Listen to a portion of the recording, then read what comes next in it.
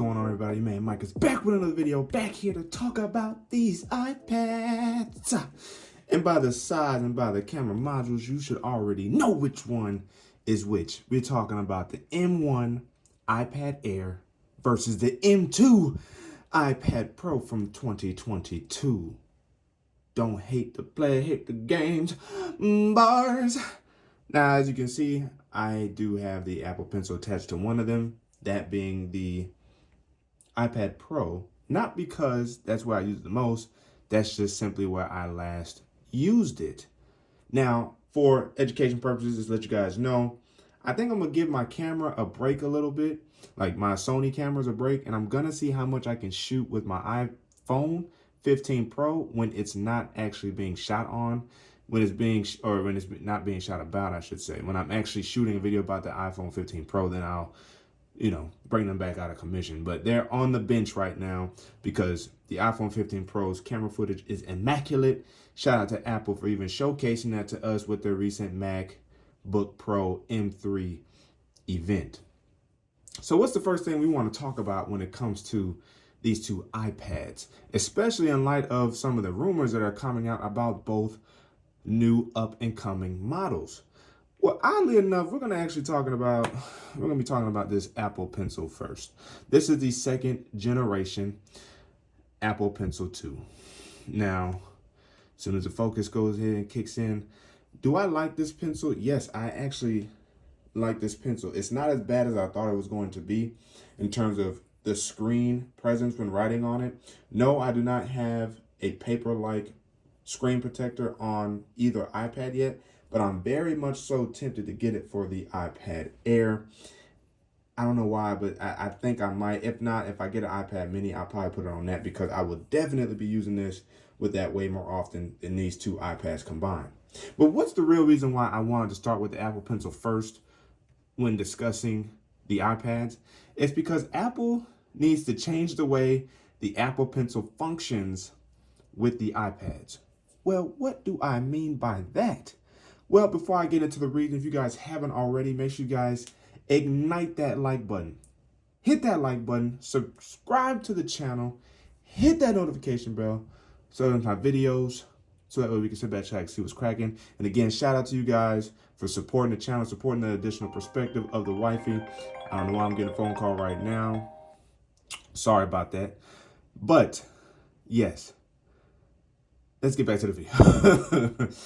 The reason why it needs to change the functionality of the Apple Pencil when it comes to the iPads is because you have to attach it to the iPad before it will actually recognize its presence on the screen. So thankfully with the second generation, it will attach and pair via magnetism by simply just attaching it to the side like so. It will connect like that, and you'll even get an indicator. So if you just want to bust this out real quick, and if anything, for this video, we're going to take it out the case, put it right there. So if we go ahead and you'll see once I attach it again, you'll get that little Apple Pencil notification. Well, let's try this again, except this time we're going to do it with the iPad Air.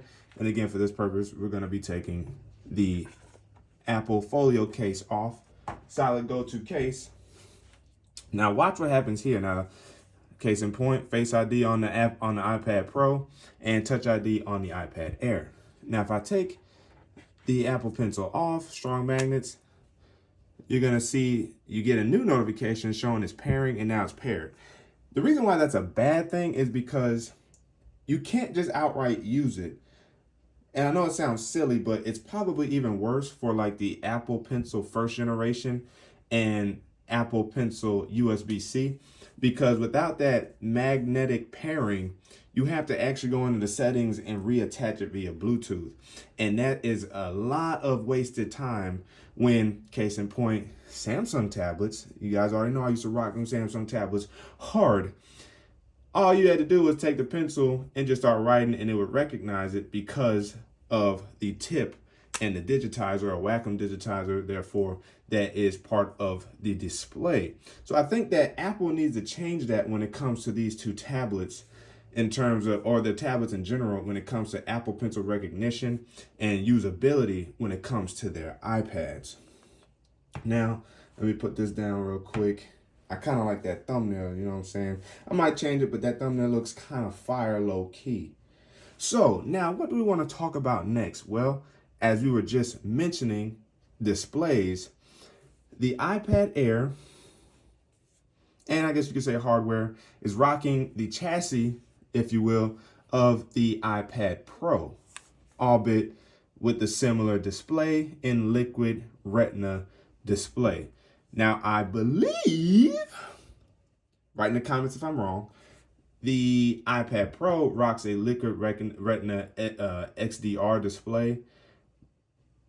I think just LCD as opposed to the mini LED on the iPad Pro 12.9 inch. This is a mini LED display, liquid retina XDR.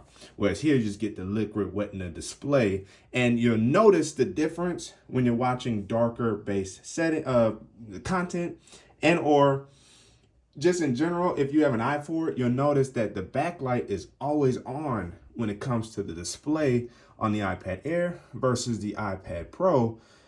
Because of the mini LEDs, it makes much more use out of the lighting technology and is much more darker when watching all kinds of different content, specifically when the scenes or segments of the screen is supposed to be dark. It's almost OLED-like.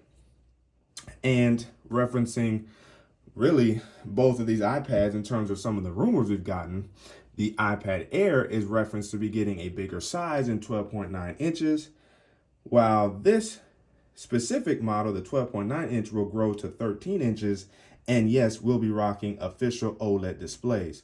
Now, upon picking up the iPad Pro, one of the things that really kind of confuses me about Apple in general is why did they take so long to bring such technology to the tablets, especially considering OLED is much more affordable and much more common nowadays in display technology across the board. Most Android devices, in fact, use AMOLED or OLED displays, while Apple remains behind in the race. Even their XDR displays that they sell separately that you can get with like a Mac Studio, right, or a Mac Mini, or if you wanted an external monitor for your MacBooks or for your Mac Pro, those displays are not OLED quite yet either, I believe. They rock similar technology in the mini LED XDR display that you get with this iPad Pro. So we'll see, but a lot of people are reporting it, like the Mark Gurmans and the 9 to 5 Macs and whatnot are reporting these leaks and rumors. So it's definitely stuff to look forward to when it comes to both of these tablets. But I don't know why they took so long to bring that technology to their tablets. And is that a great size to bring to the iPad Air? Well, when you look at the MacBook Pro versus MacBook Air lineup, they do have a 15-inch MacBook Air, but they only have a 14 and a 16-inch MacBook Pro. So when you consider that, it's kind of bringing the tablets in line with their MacBook size comparisons for the more mobile space in the tablets. I'm not necessarily opposed to it, but unfortunately it's going to end up raising the price of these, in addition to, of course, better display technology. And hopefully, maybe we get the M3 Pro chip in the iPad Pro, something I would definitely spend my hard-earned money on. But yes, just in general, oh my goodness. And I think I might take my ring off because I'd be scared my little ring gonna scratch my display. But I've been rocking this. I will have another video separate soon discussing how much I have been appreciating this iPad Pro in the days to come. But yes, that is the iPad Pro there. 12.9 inches of great goodness, a chassis that has maintained its popularity and or likability because of its square nature. It is 4x3. I kind of like Samsung 16x10, but I have grown to appreciate this 4x3 nonetheless. And you basically still get similar comparisons here with the smaller 10.9 inch iPad Air. What else do you notice? Well, at first glance, again, you see that, oh, hey, hold up. We got 4 speaker grills on the iPad Air. We got 4 speaker grills on the iPad Pro. But as I mentioned before, this this tablet is rocking the chassis from the iPad Pro. But unfortunately, there's only 2 speakers, a total of 2 speakers, probably sitting somewhere in the middle or probably towards the top and bottom, or one towards the top, one towards the bottom. I actually don't know the orientation, but there's only 2 speakers blasting sound out of these 2 speaker holes, or these 4 speaker holes, as opposed to the 4 studio quality speakers and mics that you get on the iPad Pro. Whereas you just get quality speakers and mics, and they don't sound bad, but there is a I won't say significant, there's a difference in bass, there's a difference in richness, there's a difference in overall volume and volume quality. No, I wouldn't actually say volume quality so much. That the speakers actually don't really get tinny, but yes, these are louder on the iPad Pro than they are on the iPad Air. Lighter. Now, I'm not going to front and act like this is heavy, because it's really not, right? Now, again, as I just said, I'm going to take my little ring off so I can play with it a little bit more. You know what I'm saying? I want to do that. See, that's what I wanted to do right there. Spin it around like that. The iPad Pro is not heavy. It's actually a great tablet, you know, especially if you're not using it in a case and you use it in portrait mode like this. It's a great tablet to hold. I mean, arguably, it's not bad to hold like this either. I do like taking it out of the case, whether it's my Magic Keyboard case or the Folio case that I also have for this. I like removing it from that case and still rocking out with it.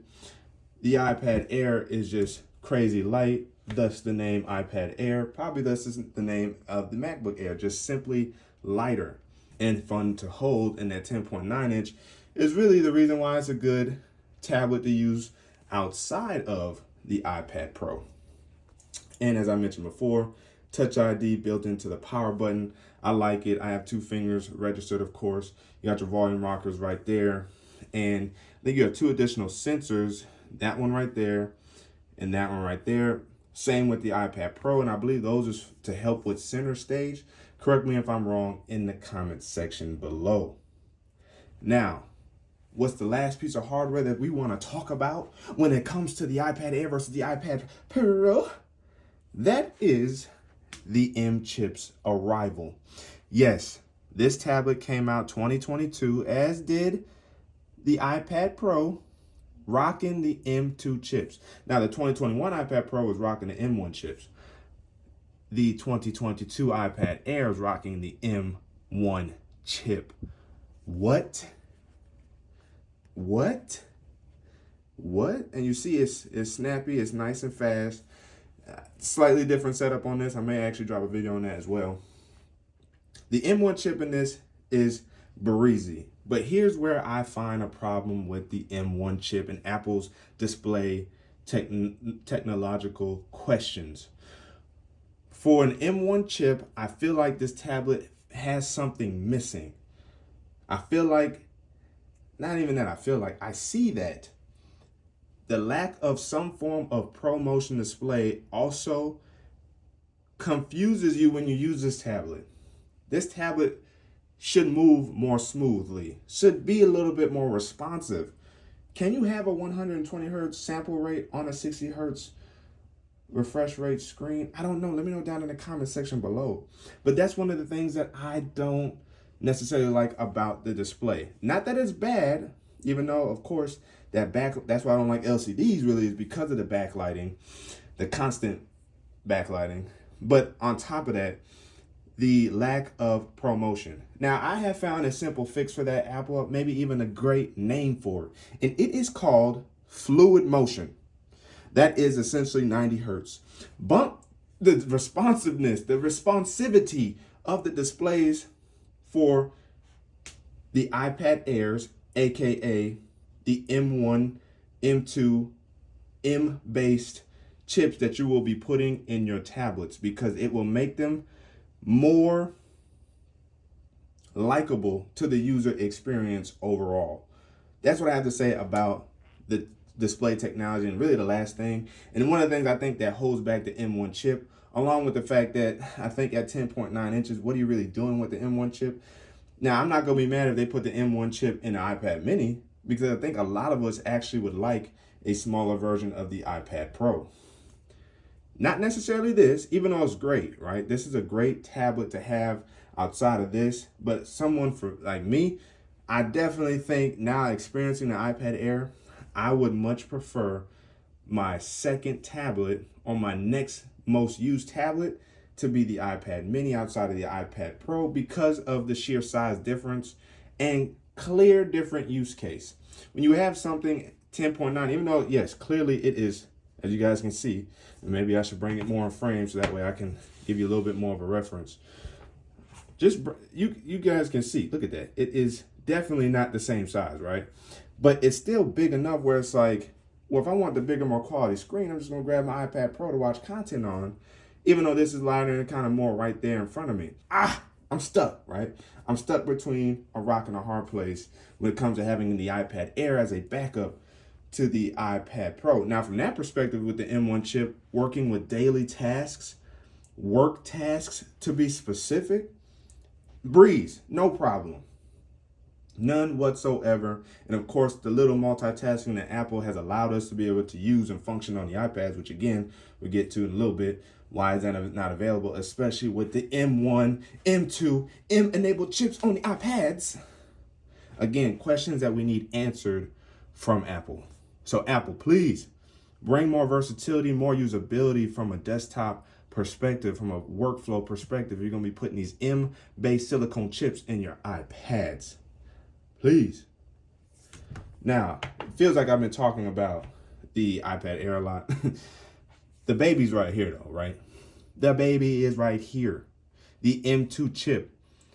The only thing I've seen hold back the M2 chip is really DaVinci Resolve, and I don't even think it's the M2 chip that gets held back. It's the heat. I've had a couple projects that I've tried to render that failed, even like at 98% because it just simply got too hot. Quick fix for that is just remove this off of your keyboard. Because of that keyboard material that it is magnetically attached to and the magnetism, all it's doing is really just kind of keeping the heat in one place. So if you detach it from your keyboard, Folio or Magic Keyboard, and you remove it and simply, if not hold it, place it somewhere else, not on anything carpet, rug related, right? A hard top, preferably just walk around with it, which is a little unfortunate if you really have something that's creating such heat. But that's how I was able to actually get those projects to render, is because just simply heat dissipation is not that great. Now, some for as thin as this, I can't remember if they have some form of vapor cooling for this. I know the Galaxy S23 Ultra does. I think even the S22 Ultra, but it has like a whole like vapor strip kind of that runs through the back of the phone to really like channel the heat out. If they could maybe do a little something like that, I wouldn't mind it being a little thicker with a little extra battery life. That is for certain. But for sure, the M2 chip has been more than capable on this. I haven't had anything else that has thrown any problems at this other than potentially DaVinci, and that's because DaVinci is a beast for sure. And so far, for my editing stuff, my editing style, the things I've had to edit, my workflows have not been that dense to knock out the M2 chip. Now, I know I said that was the last hardware, but I'm going to talk a little bit about some hardware adjacent, and that is a keyboard, Magic Keyboard, that you get, or that you can get for either one. The iPad Pro's Magic Keyboard case will work for the iPad Air. This Magic Keyboard right here for the iPad Pro, stunning, beautiful. I love the multiple different gestures you can use. I am in love with this keyboard. It works wonders. As you guys see, my fingers has been all over this thing. This is going to potentially be upgraded next year alongside the iPad Pro. How? This is going to be made out of aluminum. And I don't know if it's the material that's made out of now or it's because of the hinge that is really adding the bulk of the weight to this keyboard. But I wonder if that aluminum, well, maybe it'd be heavier. But that's going to definitely change the game from a weight perspective, changing this to aluminum. Is the entire thing going to be aluminum? That will be interesting. I'm not going to be mad at it because it's going to look like a MacBook at that point, which will be kind of fire. Or is it just the bottom that's going to be made out of aluminum? Maybe this is still felty material, right? But the back that it's connected to is aluminum. That would be kind of fire. That would be kind of fire, I ain't gonna front. But that is the last little bit of hardware that I can think of. Let's jump into that software. Whew. Well, we having fun, aren't we? If you guys haven't already, make sure to hit the like button, subscribe to the channel, the notification bell, so that way you know it's my videos, so that way we can sit back, track, see what's cracking. Yes, hit that like button to let me know y'all enjoying this video. And I will also try to continue to add timestamps in these longer videos as well. All right, shout out to y'all. Now, let's get back to the video. Software. Whew. What is the difference here? So just a quick preview as to what's on this tablet. The setup is largely similar to, let me move this. We don't need that right now. It's almost similar to the setup on my iPad Pro. The software, again, very smooth. I think we all know that iPad OS is basically just a larger, more optimized version of iOS for the phone, but for the tablet. And I don't mind that to some degree. I'm glad that this is more desktop oriented with the amount of apps you can place in your taskbar down there at the bottom and how it can raise up. Like, let's say you're in an app. Let's go into YouTube. Shout out to all the people I'm subscribed to. If you swipe up, there go right there. I like that. Swipe all the way, of course, it's gone. I like that, actually, and it works in both orientations, of course. Of course, I'm in an app. See if I swipe, bring that back, swipe up, boom. You see what I'm saying? I like that. I like that a lot. Software isn't necessarily a problem until it is, and it's really just a lack of multitasking. The most you can really kind of do multitasking-wise is, let's say I want to bring up my notes. I've been taking my notes on iOS 17.2 coming out. Y'all know we getting that journal. But if you tap the three dots up there, I want to slide this over. And I want to bring up another app. Let's say I'm watching YouTube and I'm getting my study on. Boom. So I can do that. And then, of course, swipe it to the side. Swipe back over. Boom. But let's say, you know what? I need more screen real estate for that. Let's split view these two. I'm going to put that on the right. Then I have it like that, or splitting it like that, and you really don't have that much customization over where you want this to go, right? It's basically like two additional spots. It's like way over there or way over there. There's no in between, right? At least with, I believe, on Samsung devices or Android devices, when it comes to multitasking, you have more range in terms of, you know, non-fixed locations. But this is really as far as you're going with multitask. And of course, you can full screen it from here, knocks the other app out, full screens it, and you're back there. So in terms of a software thing, again, the M1 chip and the M2 chip are not getting in the way of the tablets. Just unfortunately, they are getting in the way of the tablets because they're not offering anything substantially new to the tablet experience. And I think that's a problem Apple is having with the tablets. And they add nice features from time to time, but I really don't know what else to say about it, right? It's just like, so from a software perspective, that's what we got going on. Of course, with the iPad Pro, you have, not to say that you can't use DaVinci on the iPad Air, because DaVinci does allow the M1 and M2 chips to be compatible and or usable with DaVinci Resolve, including Final Cut Pro as well, and I believe even Photoshop, because I think Photoshop debuted on the M1 iPad Pro. So you do have desktop apps available to use, but from a screen real estate perspective and arguably, again, display tech perspective, do you really want to try to push the smaller size 10.9 inch when it comes to those kind of apps? Now, Lightroom, right? But then when you look at and consider the quality of displays, you're probably going to use a more color accurate display, more vibrant, more dynamic display in the XDR display over the LCD liquid retina display, right? So again, it's like this is in a hard spot in comparison to the iPad Pro, where it's like if you're going to get something slightly smaller than what you already have, instead of opting for the iPad Pro, I would just opt for instead of opting for the iPad Air M1, I would just opt for the M1 or M2 iPad Pro 11-inch, since it's marginally bigger, if not the same size, just slimmer bezels. See what I'm saying? So Apple just really is in a tough pickle when it comes to the iPad Air and what they want to do when it comes to differentiating value for the money, even though they're all expensive at the end of the day. And the last thing that we're really going to kind of talk about when it comes to these iPads is battery life. Battery life is amazing on both of them. Now, when I'm rendering content out of this beast, that's when it takes a hit. Like, no joke.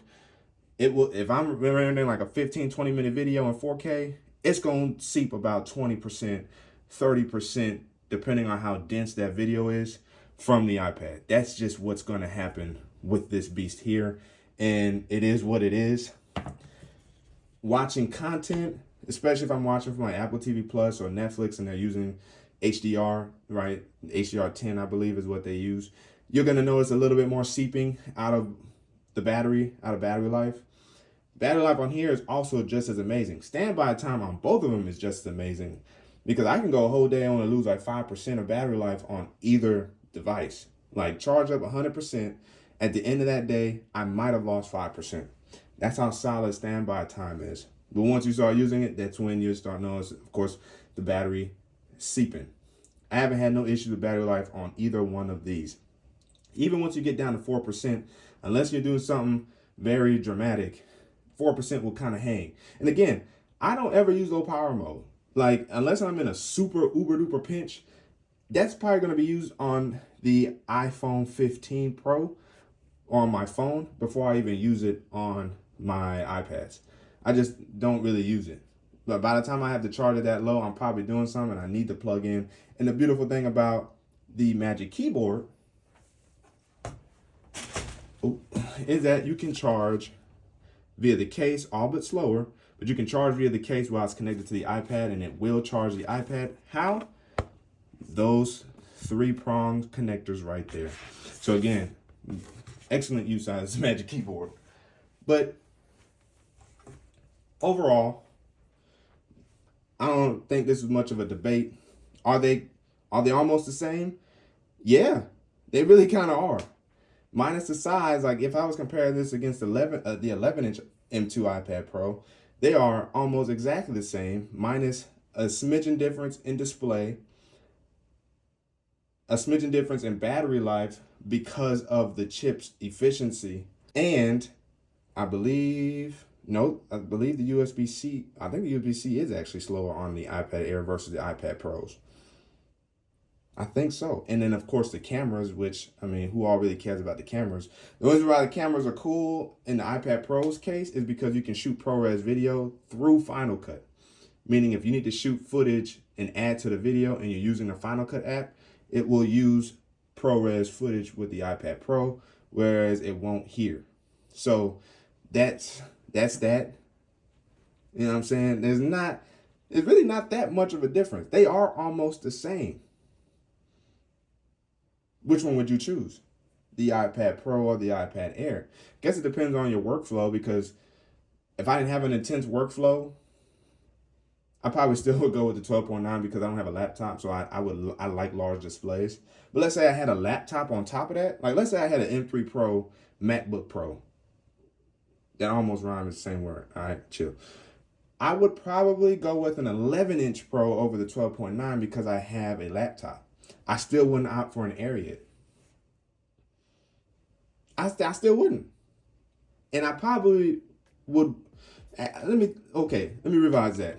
I would opt for the 12.9 until next year, where the 11-inch iPad Pro gets an OLED display, and then I would drop down from 12.9 to 11 inches. That's how much I care about my display when I'm watching it, because I can see that kind of stuff. I won't even necessarily call it pixel peep. There's a difference between mini LED/OLED and an LCD panel, mainly because of the consistent or constant backlighting. That's just what it is. I can see that. I don't like it. Okay? That's just me. But how about y'all? Would you choose the iPad Air M1 or the M2 iPad Pro?